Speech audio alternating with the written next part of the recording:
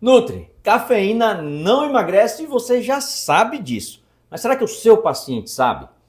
Bom, é muito comum que, inclusive nós nutricionistas, façamos prescrição de suplementos com cafeína para o processo de emagrecimento ou durante um processo de emagrecimento. Beleza, mas qual é a verdadeira função da cafeína ali? É fundamental que as pessoas saibam para que elas não coloquem, o nosso paciente saiba, para que eles não coloquem sobre a suplementação a responsabilidade do resultado, tá? Porque senão eles vão se frustrar.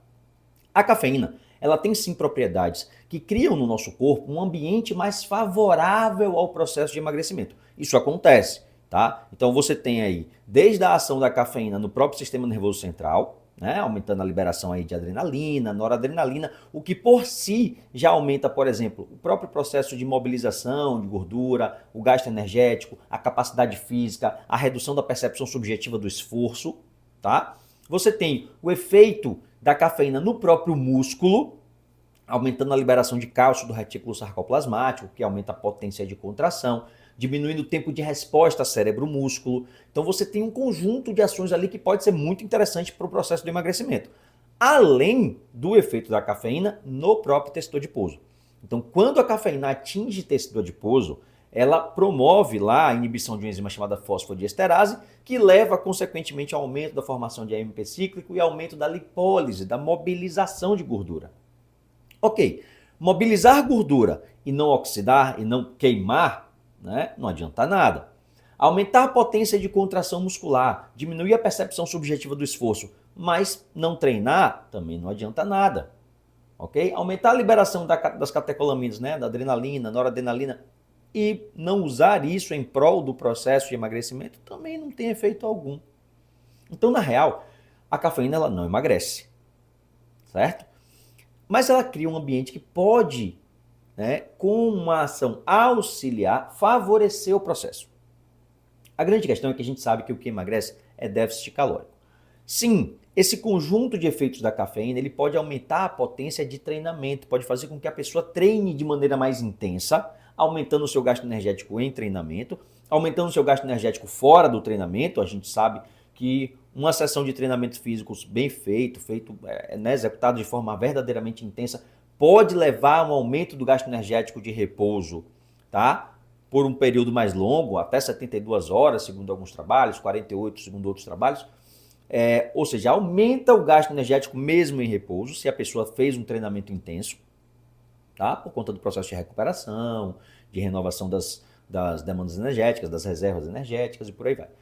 Então, vamos supor que eleve o gasto energético total, a pessoa treinando com intensidade e usando o suplemento de cafeína. Ok, se ela tem um controle da ingestão calórica e gera um déficit, ela vai emagrecer. Tá? O que não pode eu estou usando um suplemento de cafeína, eu gasto 3.000 calorias e eu consumo 3.000, 3.100, 3.500. Não vai emagrecer, vai até engordar se for o caso. Tá? Mas é sim interessante a gente pensar que a forma mais confortável de fazer uma restrição calórica é também elevando o gasto energético. Então, se eu gasto 3.000, 3.500 calorias por dia, porque o meu treino é muito intenso, tá? O que vai acontecer é que eu vou fazer uma dieta de 2.000, 2.500 calorias e que é uma dieta em termos de volume muito confortável. Principalmente se é uma dieta equilibrada, que a escolha dos alimentos é saudável, é bacana, você vai ter um volume dietético muito legal. Então a pessoa vai conseguir emagrecer sem passar fome, como as pessoas falam. Então, dentro desse contexto, a suplementação de cafeína ela pode ser muito interessante dentro do processo de emagrecimento. Mas é fundamental que quem está sendo suplementado, a pessoa, o paciente nosso, o indivíduo que vai usar a cafeína, ele tenha total consciência do verdadeiro efeito que ela tem. Tá? Então, não é para a gente deixar subentendido, ou enganar, ou qualquer coisa que o valha.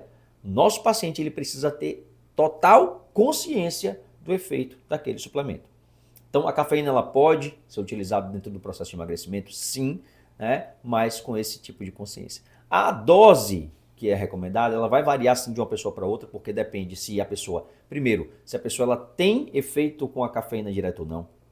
Tem pessoas que não respondem à cafeína, ok? As pessoas não respondem de maneira igual, então pessoas que metabolizam mais rápido a cafeína, pessoas que metabolizam lentamente. Então tem gente que usa a cafeína, não sente nada imediatamente, só vai ter efeito horas depois. Essa pessoa não tem uma indicação, por exemplo, de usar a cafeína pré-treinamento, não vai adiantar, né? A grande maioria das pessoas são o que a gente chama de rápidos respondedores, né, a cafeína.